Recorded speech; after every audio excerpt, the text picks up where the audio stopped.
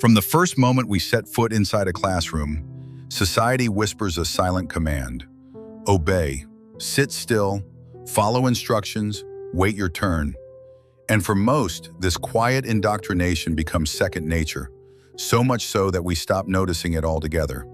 We follow rules not because we understand them, but because they've always been there. Tradition becomes truth. Conformity becomes comfort. But what happens when someone refuses? When a person, without raising their voice, simply steps aside from the well-worn path and asks, "Why must I obey?" According to philosopher Friedrich Nietzsche, this refusal is not just rebellion, it is a threat, a dangerous mirror that forces society to see its own passive submission. Those who think for themselves, even in silence, become outcasts not because they are wrong, but because they are terrifying.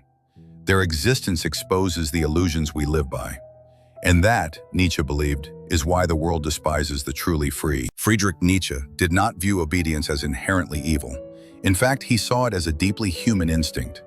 From primitive tribes to modern governments, obedience has always served one vital function: survival. Unity, after all, is strength. Groups that function in harmony are more likely to endure threats, adapt, and thrive. Rules ensure order, hierarchies provide clarity, obedience keeps the machine running.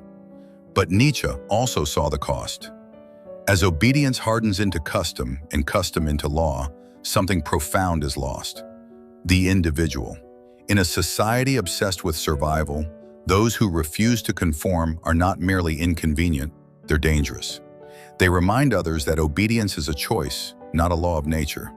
And when people realize they've been choosing submission all along, they feel not enlightenment, but shame. Nietzsche believed that most people are governed not by rational thought, but by what he called the herd instinct. This instinct seeks safety in numbers, belonging over truth, and comfort over growth. The herd doesn't want to be challenged, it wants to be reassured. Anyone who deviates threatens the fragile illusion that safety lies in sameness.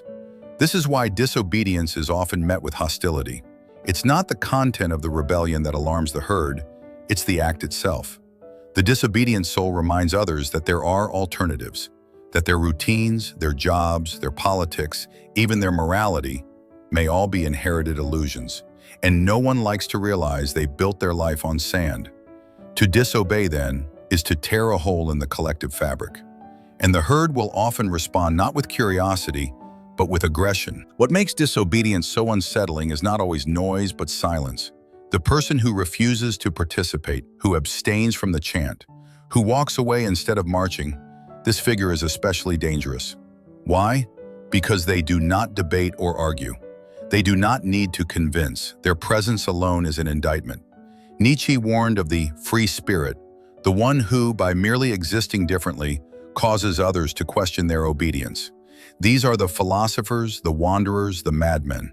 They do not fit, and they do not want to. They provoke not through violence, but through authenticity. And to a world built on pretending, the authentic person is a living rebuke. This is why the world hates the quiet rebel. Not because they are evil, but because they cannot be tamed.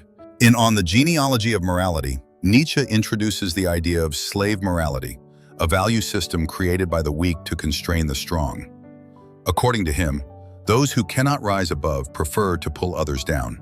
They exalt humility, obedience, and meekness not because they are noble, but because they are survivable. This morality demonizes disobedience. Those who challenge the system are not just independent, they're dangerous, selfish, evil. And so, society wraps chains in virtue. It tells us that questioning authority is immoral, that thinking differently is antisocial, and that freedom is a threat to others.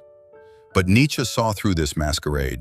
He believed that true strength lies in those who create their own values, who disobey, not out of anger, but out of vision. What does it mean to disobey in the Nietzschean sense? It is not simply defiance, it is creation.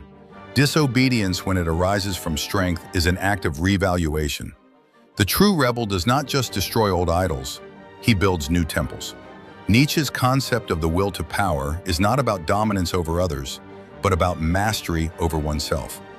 It is the drive to shape the world according to your highest values. The obedient follow maps. The free spirit makes maps. And in doing so, they become a threat to every structure built on blind repetition. Society does not merely dislike such people, it fears them. Because where they walk, revolutions begin. History is filled with those who disobeyed and paid the price. Socrates drank hemlock, Jesus was crucified, Galileo was imprisoned, Nietzsche himself died in obscurity, considered insane. To challenge the moral foundations of the herd is to invite exile, if not physically, then psychologically. Nietzsche never romanticized this path.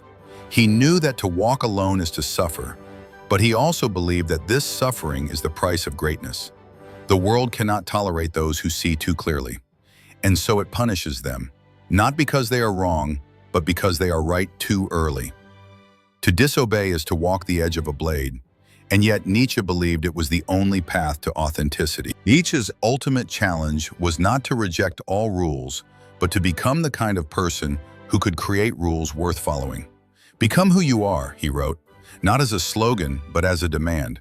This is the hardest form of rebellion, not against society, but against the parts of ourselves that long for comfort, safety, and approval. To disobey is not merely to say no, it is to say yes to something higher, a deeper truth, a life worth living. Those who do this are often misunderstood, exiled, or erased. But Nietzsche believed they are also the ones who carry humanity forward. Obedience maintains the world, disobedience transforms it. The world is built to reward obedience.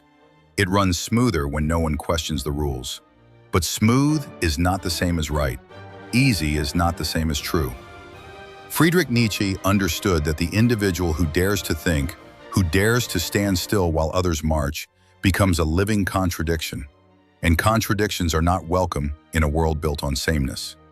To disobey is to be hated, yes, but it is also to be free. The quiet rebel, the one who says, "I will not follow," carries more power than armies, for they prove that obedience is not destiny, it is a choice, and so is freedom. Thanks for listening.